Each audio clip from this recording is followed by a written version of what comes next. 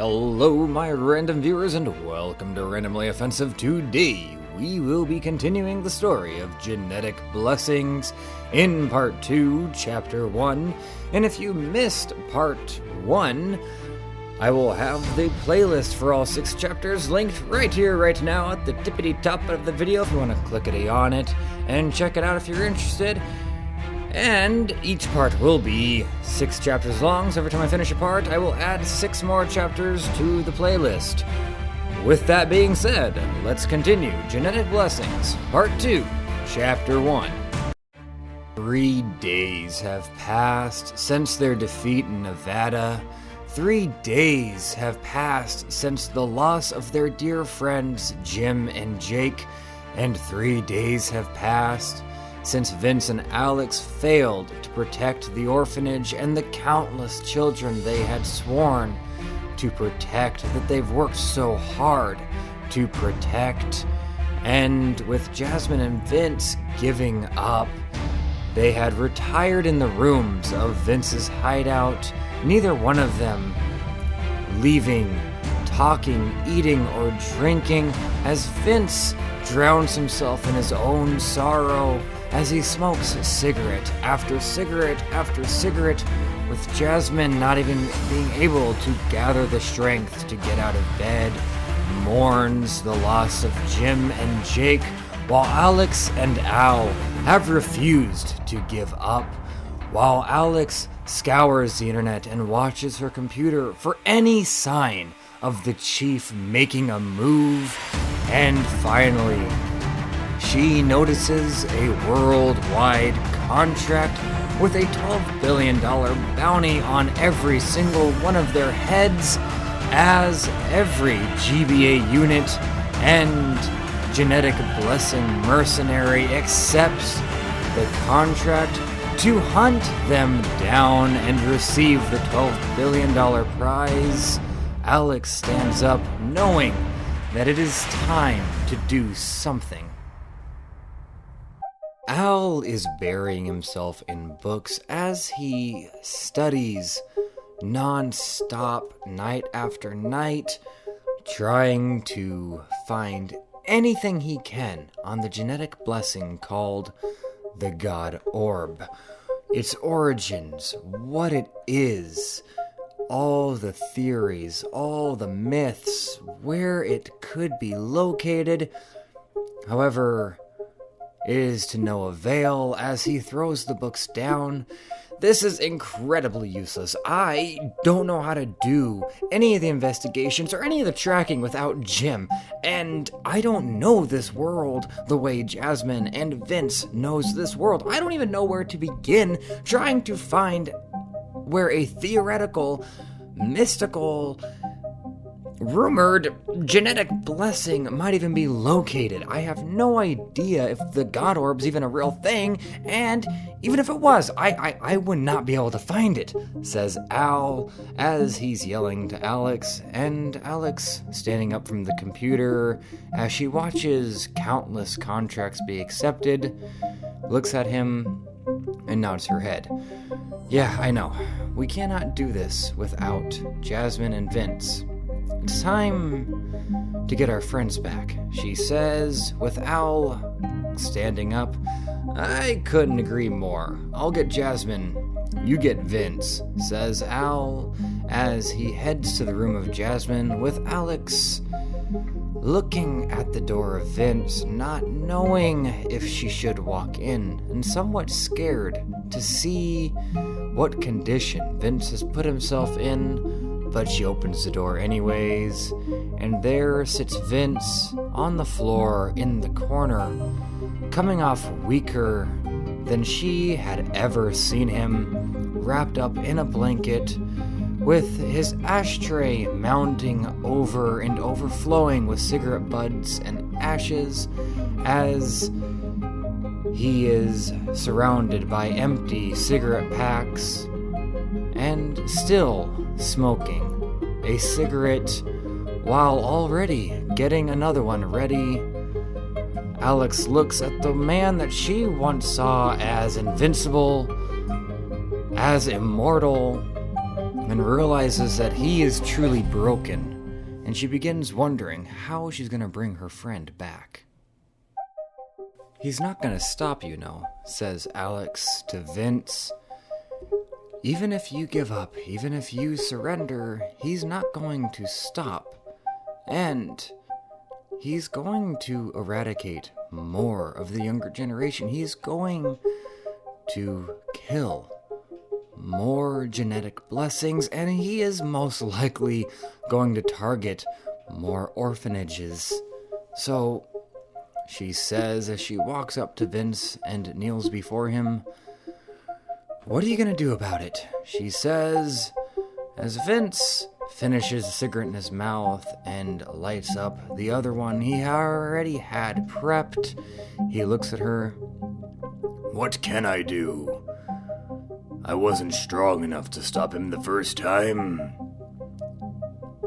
What makes you think I'd be strong enough to stop him the second time, or the third time, or even the fourth time?"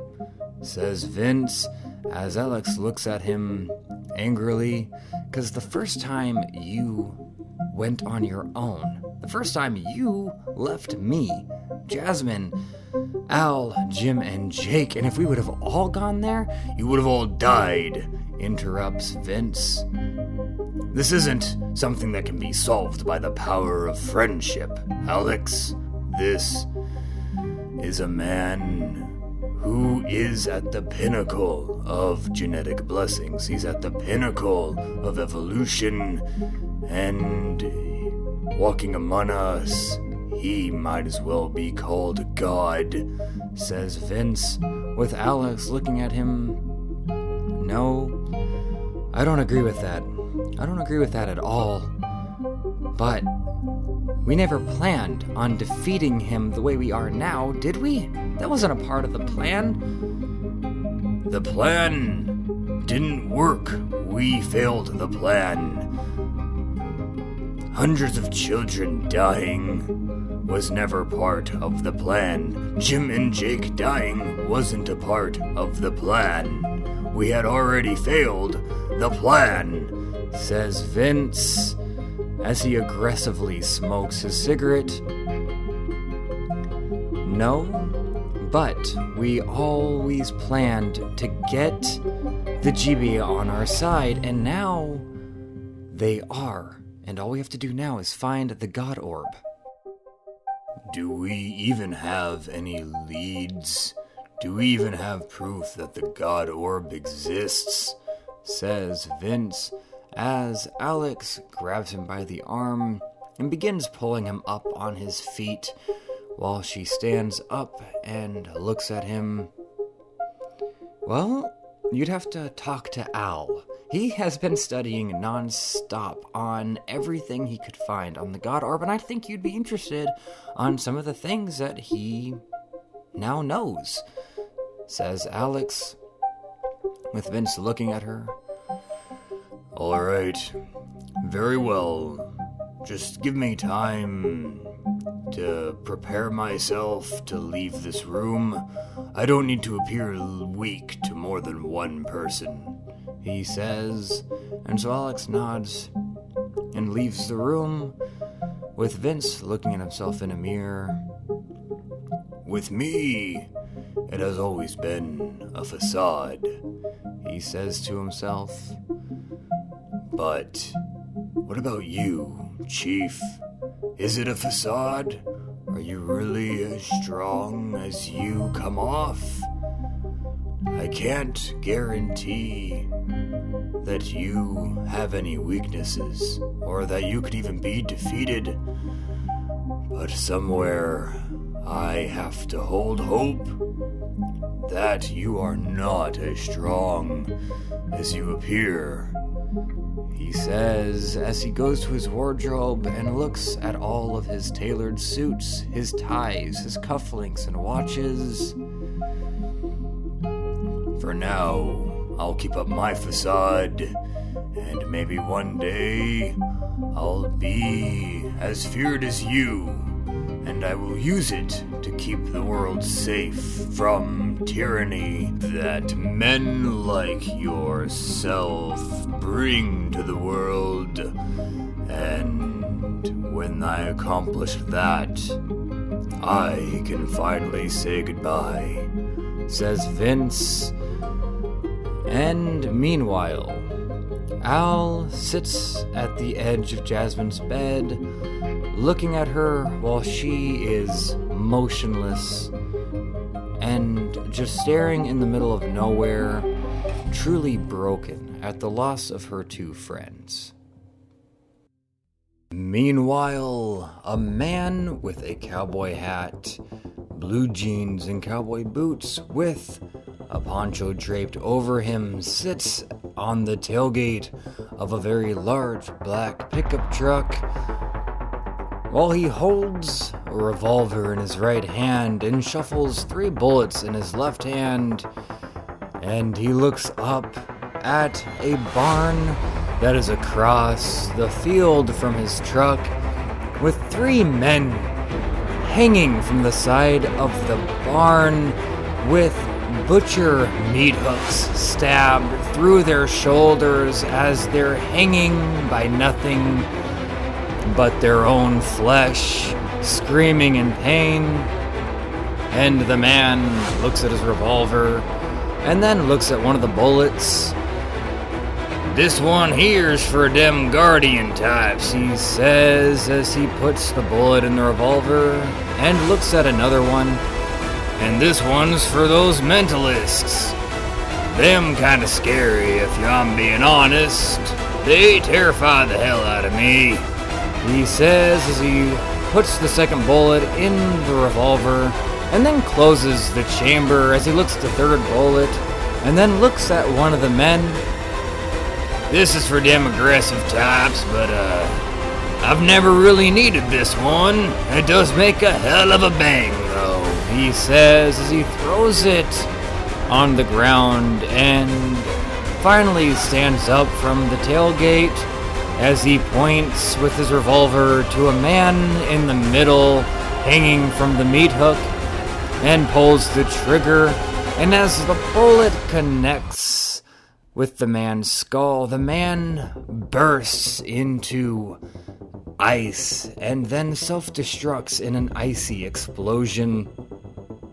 "Well, like I said, it's for them guardian types," he says as the man on the left begins growing in size, trying to free himself of the butcher meat hook while he aims at the man to the right. "And you them mentalist types, I don't need you crawling around in my brain.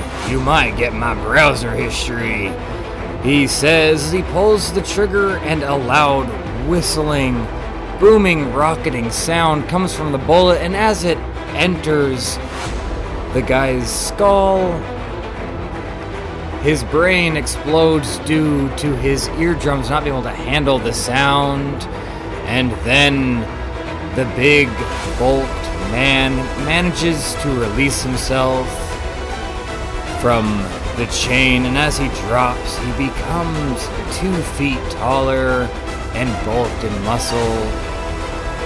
"Well, well," says the man as he puts the gun in his holster. "I haven't had a good bar brawl in a while. Bring it on, son."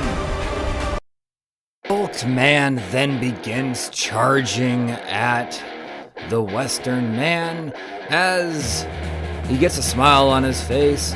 "I don't think I've yet to introduce myself. The name's Howard. It's an organic name, kind of a dumb name, but I've grown attached," he says as the bulked man finally gets closer and swings a punch. However, Howard manages to just dunk over it and sidestep around the big man. "You're gonna need a little bit more than strength to take me down.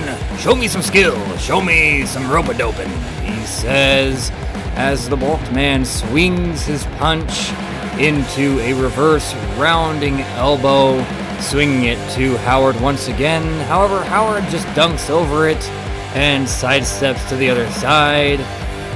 And the bulked man begins throwing punch after punch, with Howard dodging them and sidestepping with ease. The bulked man finally punches the ground towards Howard's feet, and Howard manages to flip backwards, dodging it as the ground breaks and dirt flings in the air. The bulked man charges through the dirt cloud. I already told you, son, you're gonna need more than just brute strength to take me out. Show me some skill, he says as the bulked man gets him in a bear hug and stares at him. Howard just simply manages to get his hand free and forces two of his fingers into the hole made by the meat hook in the man's shoulder and forces him to let go. See, aggressive types are convinced that just because they have the strength of Hercules, they can take out the mere mortal man, says Howard as he walks to his truck, and the bulked man turns around and throws a punch at Howard without turning around, simply sidesteps and dodges, and the man's fist goes right into the tailgate of the truck as it dents it in. Oh, that was a mistake. You just dent my truck. You realize what that's gonna do to my insurance rate? He says as he turns around with another meat hook and slashes the big man's throat, hooking his neck as he forces the big man down. He hooks the meat hook to the back of his truck. All right, we're gonna go for a ride, he says as he hops in the truck, turns it on, and drives down the field with massive speed with the big man dragging, and finally his head is torn clean off. With Howard slamming the brakes on his truck, he gets out and sees the headless body of the aggressive type down quite a ways, with the head still hooked onto the meat hook, hanging off the back of his truck. He removes it and then throws it on the ground, and he feels his phone begin to vibrate. As he pulls his phone out of his pocket, he sees a contract for Vince, Alex, Al, and Jasmine as he gets a smile on his face. Well, that's a lot of dough. I can't imagine I'd have to do anything else for the rest of my life after bringing in a haul like that, he says as he hits the accept button and hops in his truck. Now, the only problem is, how the hell do I find a group of people I've never even heard of before? He says as he kicks his truck in drive and begins driving away, laughing at the beautiful bounty that has just come his way.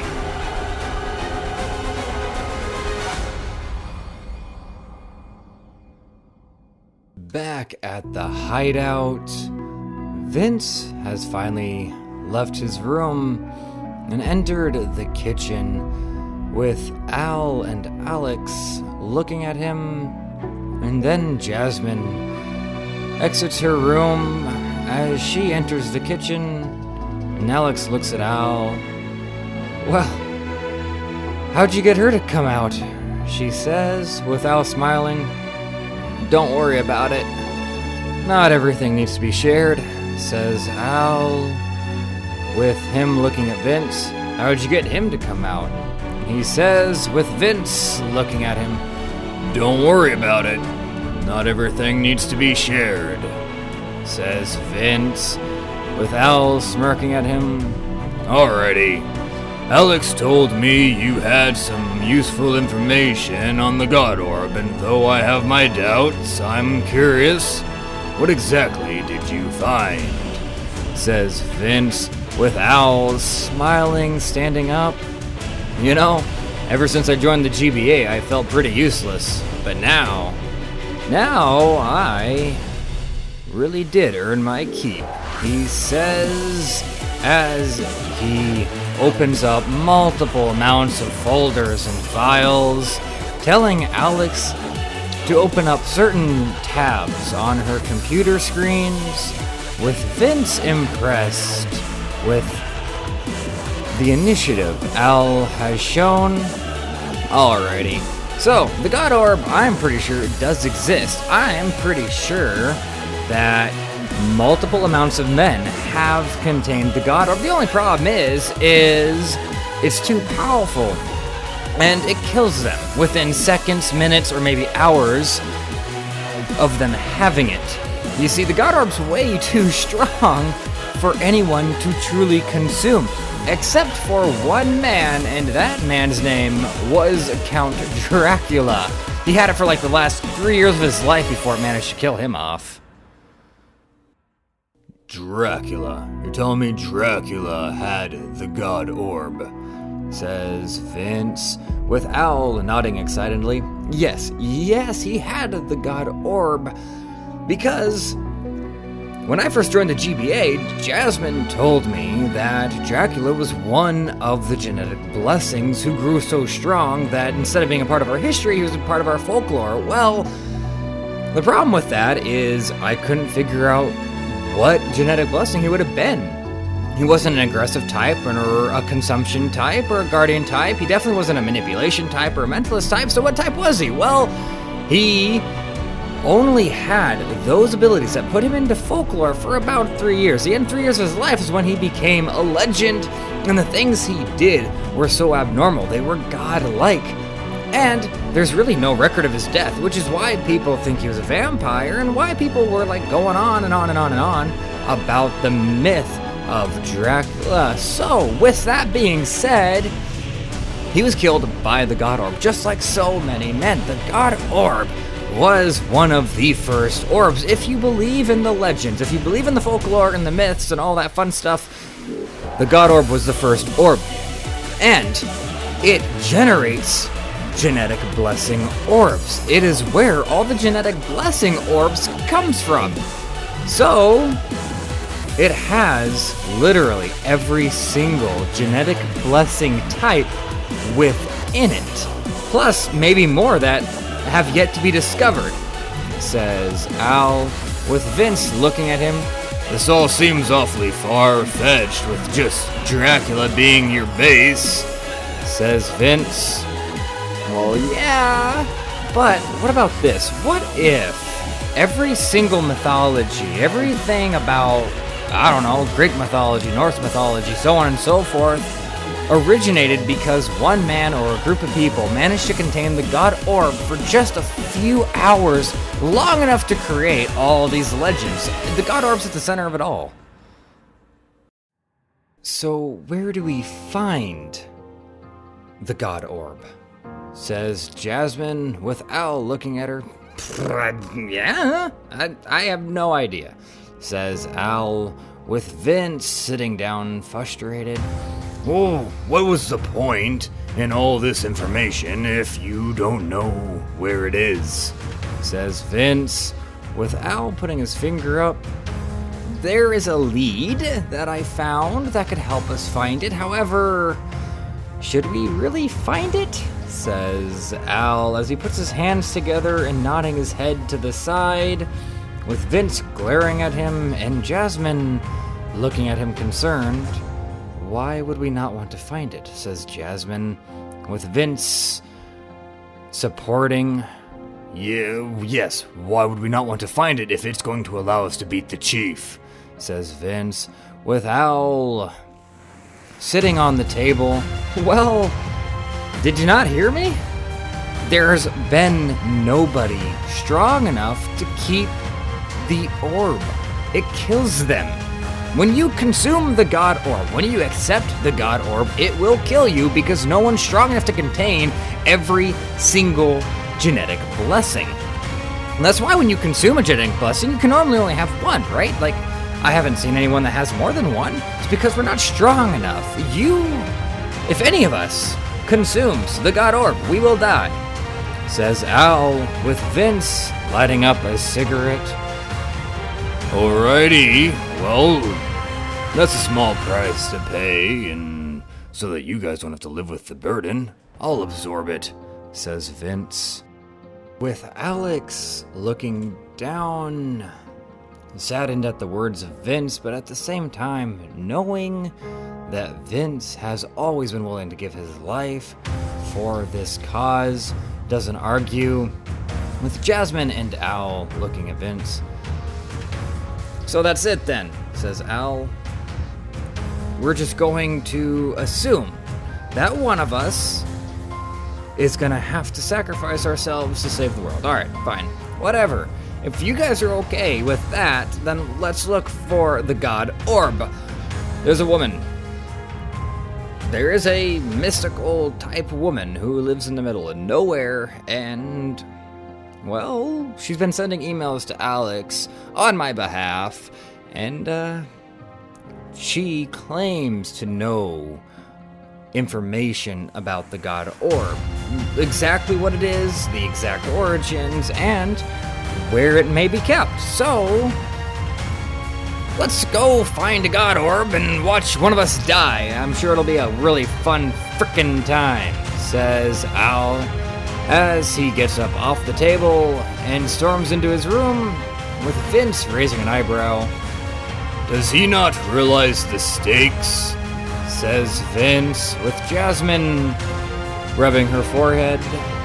He understands the stakes, but Al has never been one to take.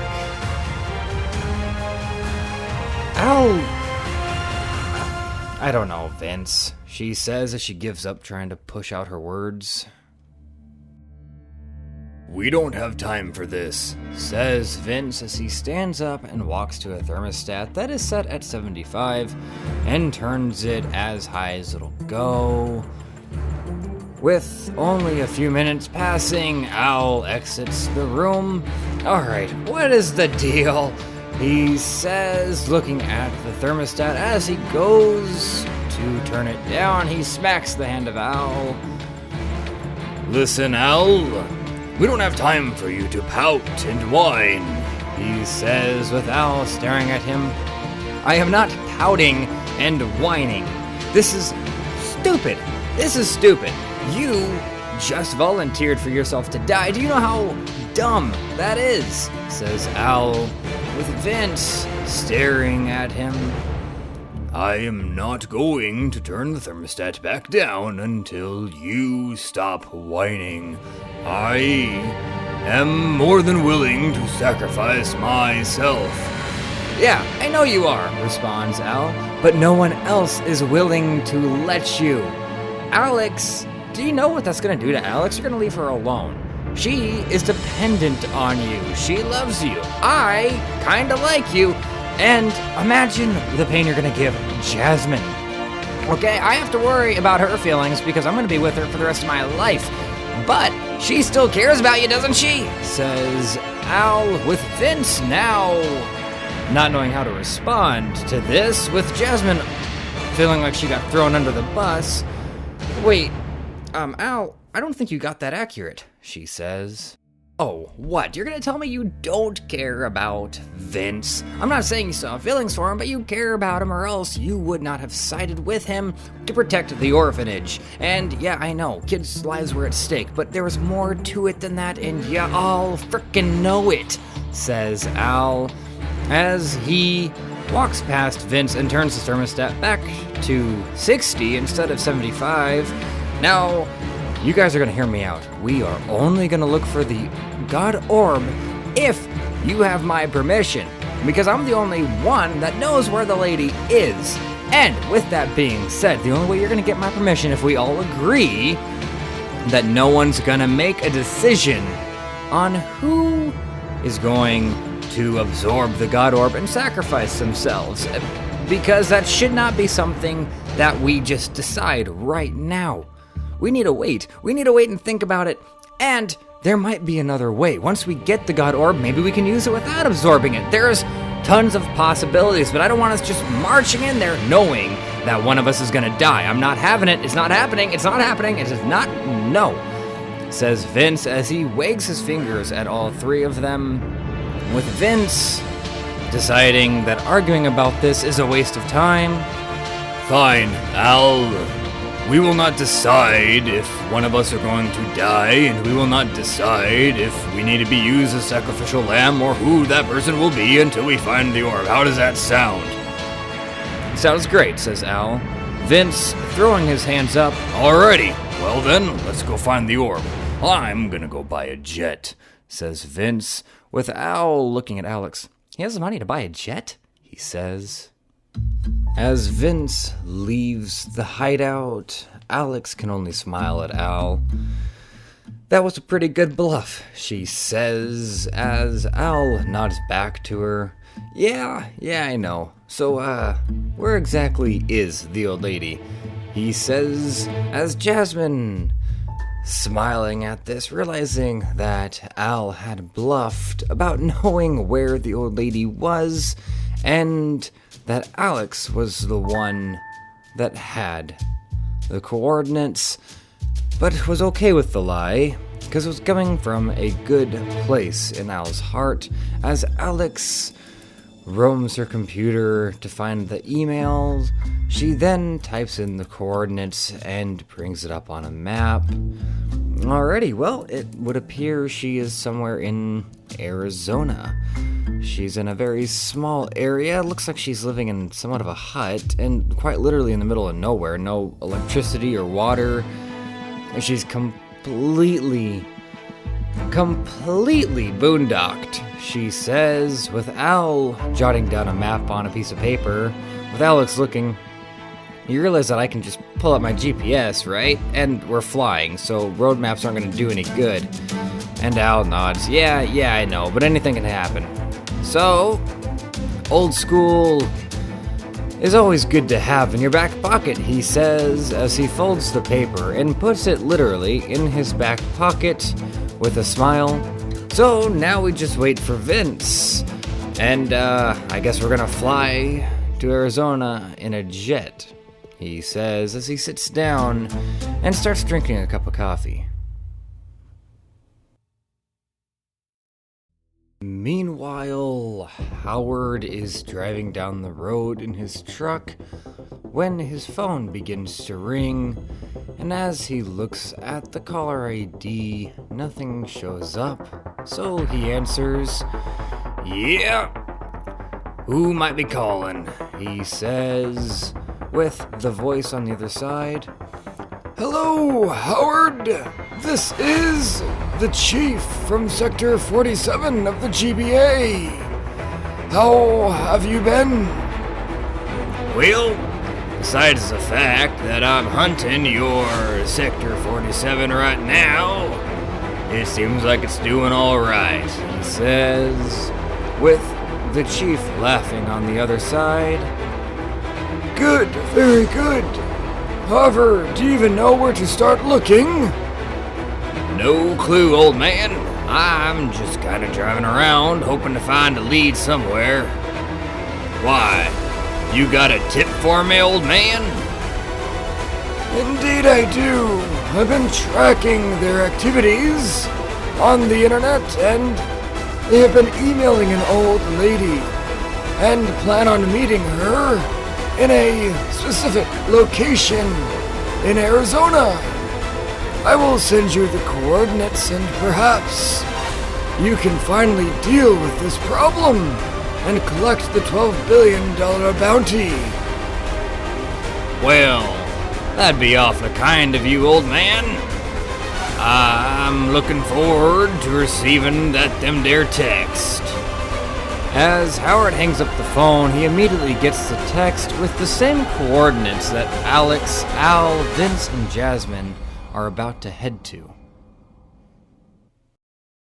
With Al, Jasmine, and Alex meeting Vince in an empty, small airport, Vince sits in the jet he had just bought with the pilot at the helm whom he had just hired, and as they walk into the jet and sees Vince smoking a cigarette, Al looks around at the jet for it is a very nice, high-class jet with a curved interior and a bar in the back. Alright, you gotta tell me, how the hell could you just afford to buy something like this just out of the blue? Says Al, with Vince smirking with the cigarette in his mouth.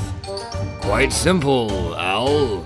I run an underground organization, and for the most part, the drug dealings and all the crime that brings me income pays for the countless orphanages that I have to protect genetic blessing children. However, with that being said, I do like to profit from my hard work, and a jet was something that I've wanted for quite a while, and now I have an excuse to get one.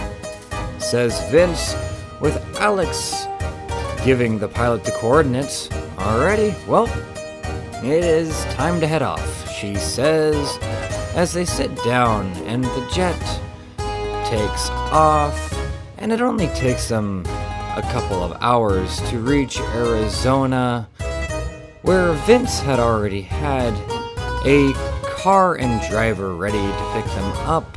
And as they get in the car, they drive to where the old lady should be located. And when they arrive, they are just in a highway in the middle of nowhere with only flat desert land for as far as the eye can see. And Alex pulls out her GPS, which is no longer working, with Al smiling, pulling out his handmade map out of his pocket. Alrighty, well, according to the directions I wrote, we just need to walk for quite some time, says Al, and so they begin walking. As they walk, Vince is enjoying the heat and feeling quite comfortable, with Jasmine, Al, and Alex struggling with the heat and getting overheated very quickly. I don't think we came prepared for this long of a walk, says Al, with Jasmine nodding her head and Alex, too, nodding back, and Vince looks back at the three of them. Are you sure that we're not lost with that little penciled-in map of yours? I don't feel like we're getting any closer to the location, but further away from the highway. And as Al looks behind him, he can't even see the highway. Well, if we are lost, then we're probably gonna die, says Al. But I don't think we are. We just need to keep walking, says Al. And so Vince, not trusting the directions of Al, decides that he has no other option, so begins to just continue walking, and then in the distance, he can see something. Well, impressive, Al. I think you actually got us there. But no one has time to respond before a gunshot can be heard echoing throughout the desert as Vince's right shoulder is pierced by a bullet that makes a loud cracking and then booming sound as ice expands from the gunshot and wraps Vince's shoulder, covering his shoulder in solid ice blocks. With Vince hitting the ground, Jasmine, Al, and Alex are shocked and don't have time to react. What just happened? Says Al, as Vince quickly looks down the desert to see a man walking with a revolver, cowboy hat, and poncho, aiming the gun once again. Al quickly uses his left hand to form a force field ball and then pushes the ball into the ground, forcing the force field ball to flatten out into a nice flat disc, and the man pulls the trigger once again right as Vince pulls the shield up, blocking him and the others, and as the bullet connects to the shield, it continues spinning as it makes a loud cracking sound, and then a loud boom as the bullet ignites into an icy explosion cracking Vince's shield. "Okay, what's going on?" says Al, as the man continues pulling the trigger with the bullets hitting the shield, and as Vince is struggling to keep it from breaking, the bullets continue exploding into ice, causing the very shield to crack. And Jasmine, looking at Vince and Al with fear, "That is Howard," she says. Okay, who's Howard and what the hell is he using on us? Says Vince. Howard is a GBA agent. He is a ruthless GBA agent, and he loves nothing more than killing genetic blessings, she says, with Vince looking at her. Okay, that's one question answered, says Vince, as he's still struggling to keep the shield from shattering. Well, those are bullets. He's using a specific type of bullets that only he has access to. They're similar to our spears, except they work on everybody and anybody. You'd think that would be what everyone uses, says Vince, with Al nodding in agreement. Yeah, why aren't those the standard? No one else knows how to make them. They're Howard's specialty, she says, with Vince worried. I don't know how we're gonna make it out of this one. All you guys have are spears. None of us have guns, and my genetic blessing is not gonna be any good against this man. My shield's about to break. I can't use my right arm. We're about to die if something isn't done now. And Al then sits down behind the group, covered by the shield as he rubs his chin. Well, Jasmine, you have a spear. I have a spear, he says as he pulls out his and throws it to Alex. I think I have an idea. Well, the shield ain't gonna hold up for long. What is it? Says Vince. Well, this is kind of a three-part plan. Jasmine, I need you to throw that spear and try to hit Howard when I tell you to do so, he says. As Jasmine nods, he looks at Alex. Now, Alex, I need you to pull out your computer and hack into that spear, he says. So Alex quickly pulls out her laptop and begins hacking into the spear. Now, that spear can only do one thing at a time. If it's going up against a mentalist type, it can whistle, and if it's going up against an aggressive type, it can do the electricity. But I'm assuming you can hack into it and make it do both those things at the same time. Am I accurate on that? Says Al, with Alex smiling. Oh yeah, I can do that, she says, and I'm hacked in.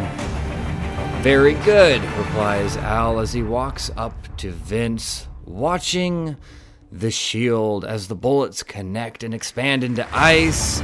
And then he sees Howard tilting the gun downwards and beginning to release the revolver's chamber. Alright, he's reloading. Do it now, Jasmine, he says. And so Jasmine throws the spear as hard as she can towards Howard, and Howard sees the spear flying, aiming directly to the middle of his eyes.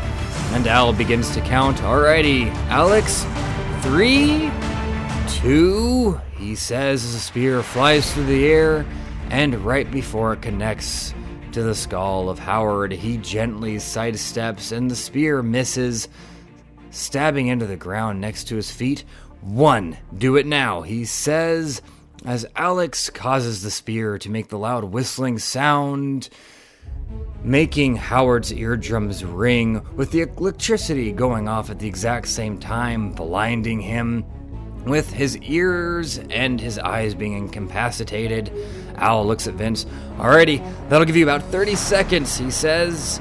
Quickly, make another shield. And Vince, smiling, releases his shield and forms an even bigger force field into a ball and slams it into the ground, forcing it to expand into a much bigger shield. And as Howard gets all his collectiveness back, he quickly loads the gun and points it as Vince raises the shield once again. Alrighty, that's gonna give us about 45 more seconds, says Al. Alex, while he's shooting and while Vince protects us, I need you to disassemble the spear I gave you, he says, and so Alex quickly starts disassembling it. I'm gonna need the part that does the electric part, he says, and so she gives him a small little chip. Alright, that's the electric part. Alright, I'm gonna need the whistling one, he says, and so she gives him the small chip, and he puts it in his pocket, and now I'm going to need those cables. I'll need the part that fires the cables, he says, and so she gives him the very last part of the spear that's not assembled with the cables attached as Al slowly walks around the shield.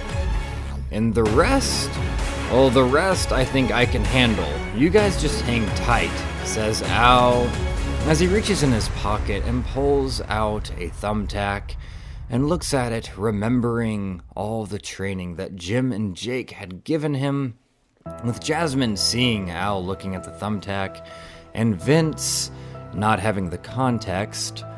Well, does that thumbtack have anything to do with the plan? Says Vince, with Al responding as he puts the thumbtack back in his pocket. No, has nothing to do with the plan. I just needed a booster, says Al as he begins spinning the small handle part of the rod with the cables. This was a lot easier with the full rod, he says. As he spins it, he remembers the words of Jim. Spin that son of a bitch faster. Do better.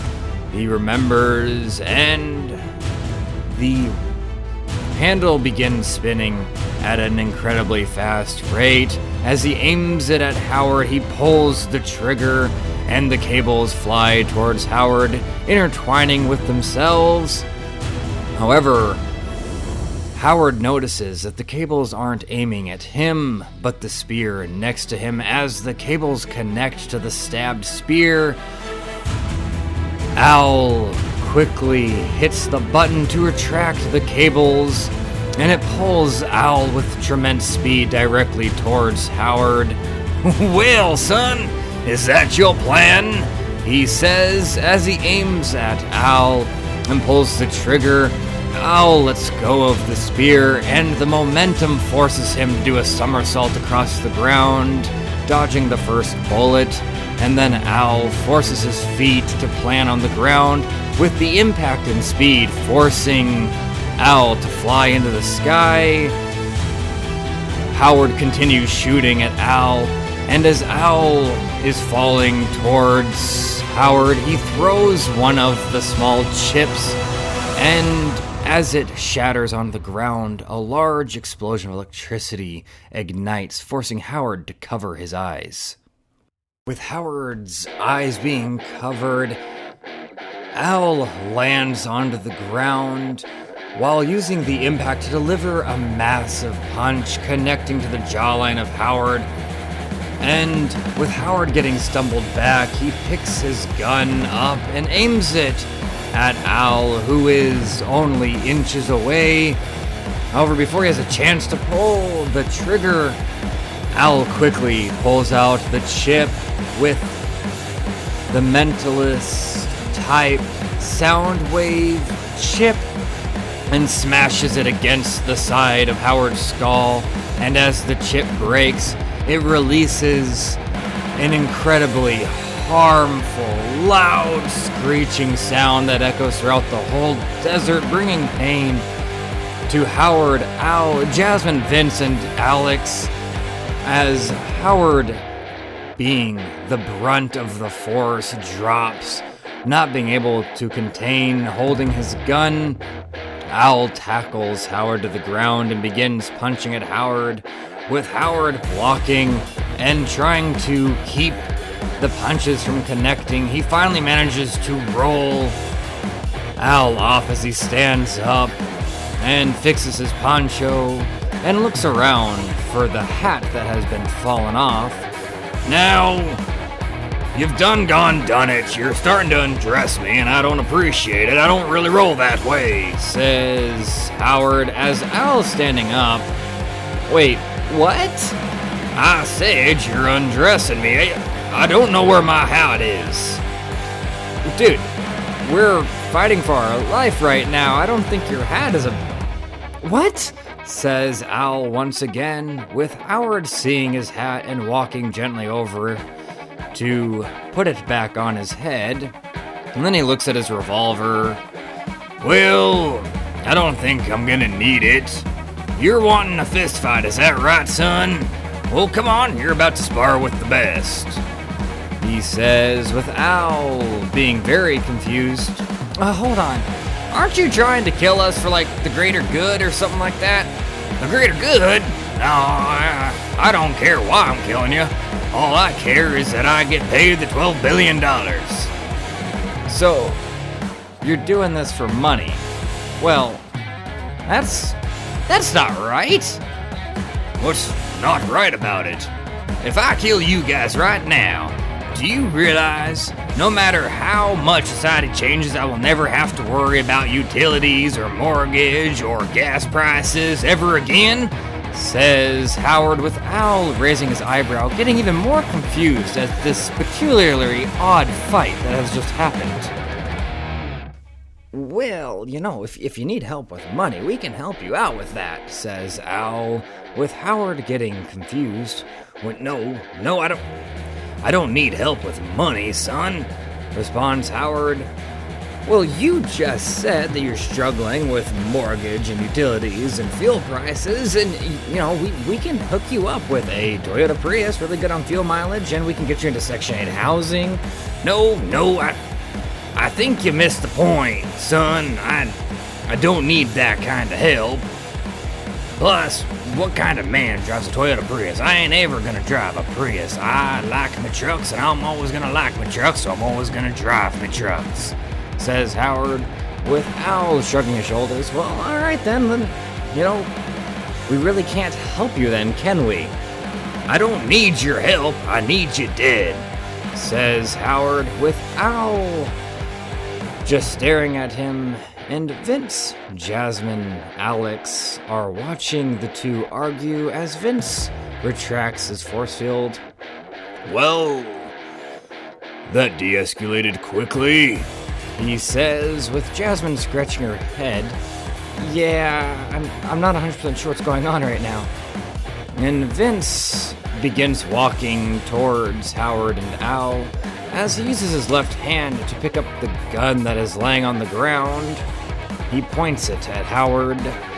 Excuse me, if you two are done arguing, I would like to continue with my day, he says as he pulls the hammer back on the revolver, and Howard looks at it. Oh, rats. That's my mistake, I suppose. I probably shouldn't have just left the gun laying on the ground. You tend to get a little excited when someone's wanting to fist fight you. I got a little distracted, I suppose, says Howard, with Al now waiting for Vince to pull the trigger. Vince slowly lowers the gun. Well, how about this? I can make you a very generous offer. I'm a very rich man, and I can pay you handsomely for the rest of your life if you supply the bullets for this gun. Al has never been very good with the spear, and I could use him in more fights. I can imagine him having this gun of yours would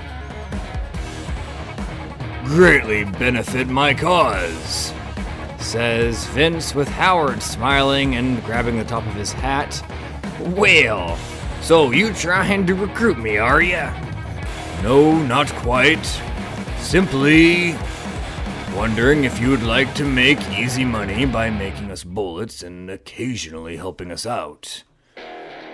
Well, how much money we talking? Asks Howard, with Vince raising the gun once again to Howard's head.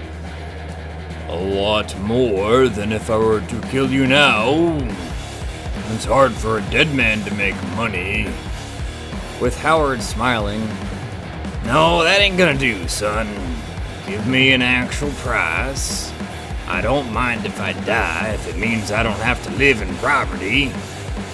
With Vince smiling at this again. Very well. How about,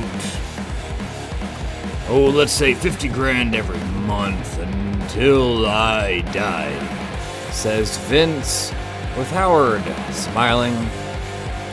Well, that sounds awful generous. Sure, you got yourself a deal, he says as he goes to shake Vince's hand. And so Vince throws the gun to Al, with Al catching it, barely knowing what's going on, and shakes Howard's hand. My partner, Alex, will contact you with all the information you need to provide us with them bullets. And with that being said, if I ever need an extra man on my team, I do expect that you'll join if I up your salary. Sure, why not? I can imagine it get a little bored if I'm just making bullets all day. I could use a fight every once in a while, says Howard as he walks away, waving his hand at the lot of them. And Al, Jasmine, and Alex still trying to figure out just exactly what happened. Vince smiles. And that's how it's done, says Vince. That's how what is done, says Al. That's how you build an underground organization. You threaten them, offer to kill them, or allow them to make money to benefit you. It's really simple, says Vince, with Al putting his newly acquired gun in his belt behind him, then looks at Vince. Well, I think I deserve some credit for that. I'm the reason we were able to beat him in the first place, says Al, with Vince looking at him at the corner of the eye. You would have been the reason we could have beaten him. Instead, you decided to talk and try to help him out financially. I hope you realize that not every man we go up against are gonna be keen to conversation. Well, hey, now, if it wasn't for me having that conversation, you wouldn't have been able to get a hold of the gun, says Al, with Vince deciding to end the conversation and not respond. They finally approach the hut, coordinates and location of the mystical lady that Al has been talking to, and so Vince walks through the doorway of the hut, and he sees an old lady sitting on the ground, surrounded by floating genetic blessing orbs and all sorts of different things hanging from the hut in chains, necklaces, and trinkets. As the old lady looks up, she gives Vince a smile, and so the three, Al, Jasmine, and Vince, sit down and get ready to learn about the God Orb, with Alex sitting on the outside, setting up small cameras and microphones so that they do not get ambushed. And as she enters, Alex sees that Vince, Al, and Jasmine are gone, with no sign of the old lady. Well, that's not good, she says to herself, as she looks around the hut by herself, wondering what the hell just happened. And that is Genetic Blessings Part 2, Chapter 1, and I will be continuing it in Part 2, Chapter 2. And sorry it took so long for this video to come out. It was a lot of work trying to wrap up some of the things that happened at the end of Part 1, and then also rolling it so that Part 2 can actually get started. And now that I'm done with all the exposition and all the dialogue from Part 1, and finally was able to finish up all the exposition and all the setup in the first chapter of Part 2, we can now flow into the story, and I'm very excited for that. So if you guys have listened for this long, thank you very much. I hope you enjoyed. Do consider hitting the like and subscribe button, and do not get hit by a meteor. Take care of yourselves, and bye.